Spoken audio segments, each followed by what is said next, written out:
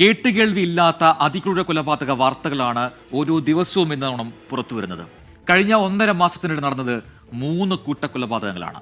ചേന്നമംഗലം, നെന്മാറ, ഇതിന് പിന്നാലെ ഇപ്പോൾ വെഞ്ഞാറമൂട് കൊലപാതകം, ആലുവ കൂട്ടക്കൊല, കൂടത്തായി കൊലപാതക പരമ്പര, നന്ദൻകോട് കൊലപാതകം, പിണറായി കൂട്ടക്കൊല എന്നിങ്ങനെ നാട് നടുങ്ങിയ നിരവധി കൊലപാതകങ്ങൾക്ക് കേരളം സാക്ഷിയായിട്ടുണ്ട് എന്നത് ചരിത്രം. 2001 ജനുവരി 6-നാണ് ആലുവയിലെ മാഞ്ഞൂരാൻ വീട്ടിലെ കുടുംബാംഗങ്ങളെല്ലാം കൊല്ലപ്പെട്ടത്.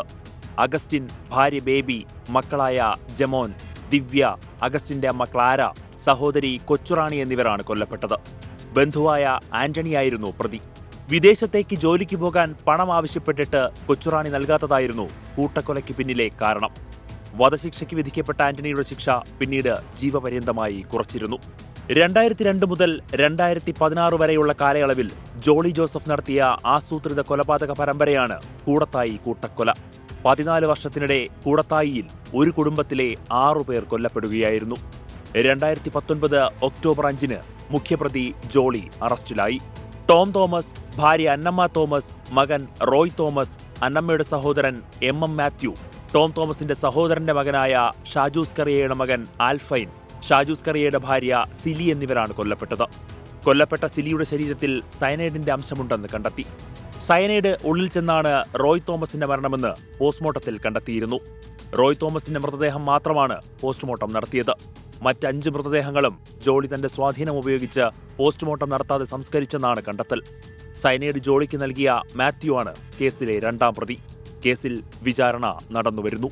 2017 ഏപ്രിൽ 9-ന് തിരുവനന്തപുരം നന്ദൻകോട് അമ്മ ഡോക്ടർ ജീൻ പത്മ, അച്ഛൻ പ്രൊഫസർ രാജ് തങ്കം, സഹോദരി കരോലിൻ, ബന്ധു ലളിത എന്നിങ്ങനെ 4 പേരെ കേഡൽ ജീൻസൺ രാജ കൊലപ്പെടുത്തിയത് ആസ്ട്രൽ പ്രൊജക്ഷൻ എന്ന സാത്താൻ സേവയുടെ പേരിലാണ്. ഇവരുടെ ആത്മാവിനെ മോചിപ്പിക്കുകയായിരുന്നുവെന്നാണ് കേഡൽ പറഞ്ഞത്. 2012 സെപ്റ്റംബർ 9-നാണ് പിണറായി കൂട്ടക്കൊലപാതക പരമ്പരയുടെ തുടക്കം. മകളെയും മാതാപിതാക്കളെയും ഉൾപ്പെടെ 4 പേരെ സൗമ്യ എന്ന യുവതിയാണ് കൊലപ്പെടുത്തിയത്. 1.5 വയസ്സുകാരി കീർത്തന വിഷമുള്ളിൽ ചെന്നാണ് മരിച്ചത്. 6 വർഷങ്ങൾക്ക് ശേഷം സഹോദരി ഐശ്വര്യ കിഷോർ ഛർദിയെ തുടർന്ന് ചികിത്സയിലിരിക്കെ മരിച്ചു. 43 ദിവസം കഴിഞ്ഞപ്പോൾ കുട്ടിയുടെ അമ്മുമ്മ കമലയുടെ മരണം. കമല മരിച്ച് 1 മാസം കഴിഞ്ഞപ്പോൾ ഭർത്താവ് കുഞ്ഞികൃഷ്ണനും സമാന രീതിയിൽ മരിച്ചു. കുടുംബത്തിൽ അവശേഷിച്ച സൗമ്യയാണ് കൊലപാതകം നടത്തിയതെന്ന് കണ്ടെത്തൽ.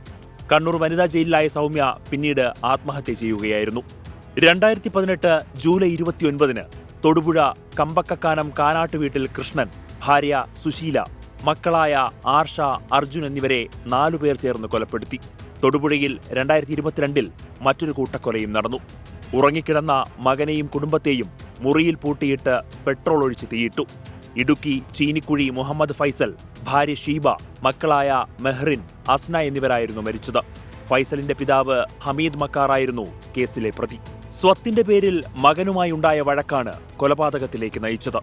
2025 ജനുവരി 27-ന് പാലക്കാട് കൊല്ലങ്കോട് പോത്തുണ്ടിയിലെ ഇരട്ടക്കൊലപാതകം കേരളത്തെ ഞെട്ടിച്ചു. പോത്തുണ്ടിയിൽ അപ്പായിയുടെ ഭാര്യ ലക്ഷ്മി, മകൻ സുധാകരൻ എന്നിവരെ ചെന്താമര കൊലപ്പെടുത്തി.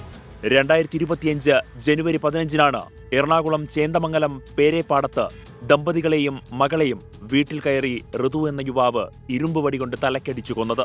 ചേന്ദമംഗലം സ്വദേശികളായ വേണു, ഭാര്യ ഉഷ, മകൾ വിനീഷ എന്നിവരാണ് കൊല്ലപ്പെട്ടത്. വേണുവും കുടുംബവും അപകീർത്തിപ്പെടുത്തുന്നതിനാലാണ് കൊലപാതകം നടത്തിയതെന്നായിരുന്നു ഋതുവിന്റെ മൊഴി. കേസിൽ കുറ്റപത്രം സമർപ്പിച്ചിട്ടുണ്ട്. Research desk 24.